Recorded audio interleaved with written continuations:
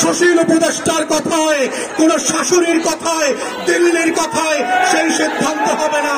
আমাদের বক্তব্য খুব পরিষ্কার, গণঅভ্যুত্থানের পক্ষের শক্তিরা গণতদন্ত কমিশনে গিয়ে উন্মুক্ত শুনানিতে অংশ নিয়ে বাংলাদেশের কোটি কোটি নাগরিক যেখানে নিবন্ধন করে তাদের মতামত দিতে পারবে।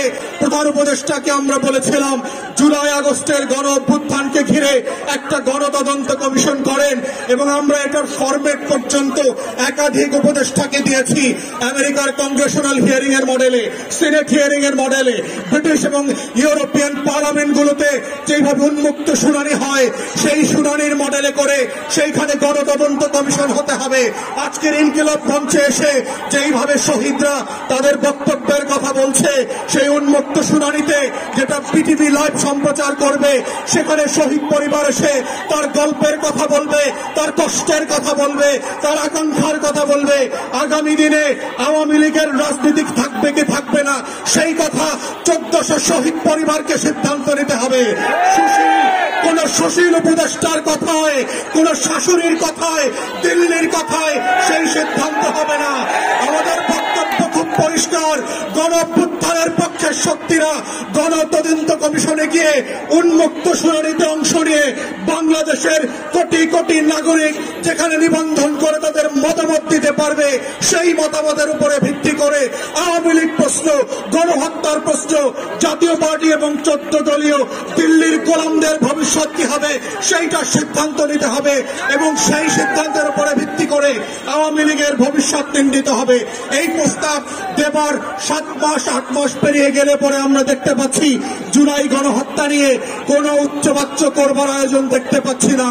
জুলাইয়ের গণকবর যেটা আমরা আগস্ট সেপ্টেম্বরে ভিজিট করেছি, সেইখানে উপদেষ্টাদের যাবার কোন মদত দেখতে পাচ্ছি না।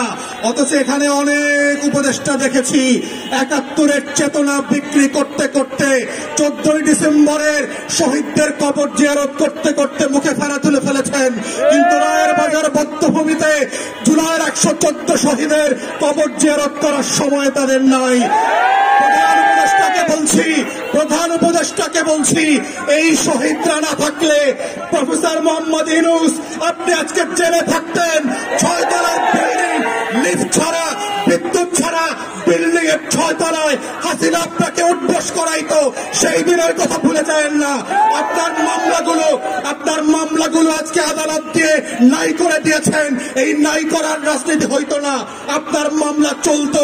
যাদের কারণে, যাদের রক্তের কারণে আজকে আপনি বেকসুর খালাস, যাদের রক্তের কারণে আপনি প্রধান উপদেষ্টা হয়েছেন, তাদের রক্তের বদলা যদি না নেন আপনাকে আগামী দিনের মানুষ ক্ষমা করবে না। বাঙালির চরিত্র বুঝতে হবে। তারা প্যারিস থেকে এসে এনে নায়ক যেভাবে বানাইতে পারে, তারা মির্জাপুরের মতো খলনায়ক বানাইতে পারে। এই রক্ত দেওয়া শহীদ পরিবারের এই ইতিহাস ভুলে যাবেন না। তাই আমাদের বক্তব্য হচ্ছে গণতদন্ত কমিশনের মধ্য দিয়ে আওয়ামী লীগ প্রশ্ন রিজলভ করেন, এবং আমরা বারবার বলেছি বিভিন্ন প্রেসে এবং টকশোতে কি কি অপশন হতে পারে। প্রথম অপশন হচ্ছে নাৎসি মডেলে আপনি আউটরাইট আওয়ামী লীগ, জাতীয় পার্টি এবং 14 দলকে নিষিদ্ধ করে দেবেন। দ্বিতীয় অপশন হচ্ছে যদি ট্রুথ অ্যান্ড রিকনসিলিয়েশন ফর্মে যান সাউথ আফ্রিকার মডেলে, তাহলে কাদের বিচার করবেন, কোন কোন অপরাধের বিচার করবেন, আর কাদেরকে তওবা কমিশন করে হেফাজতে আলেমদের সামনে ক্ষমা চাওয়ায় মাফ করাইতে হবে সেইটা আলাদা করতে হবে। কাদেরকে আওয়ামী লীগ যেহেতু আমাদেরকে 3টা নির্বাচন থেকে বঞ্চিত করেছে, তার রাজনীতি নিষিদ্ধ না হলেও আগামী 3টা নির্বাচনকে আওয়ামী লীগ এবং জাতীয় পার্টিকে ন্যায্যতার ভিত্তিতে বঞ্চিত করতে হবে।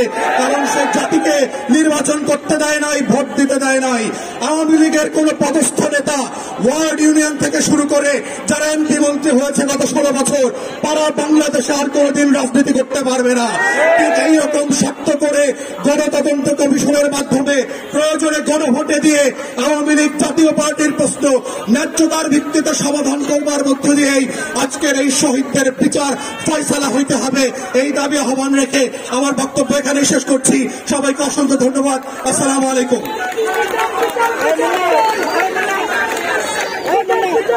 বিপ্লবী বন্ধুগণ,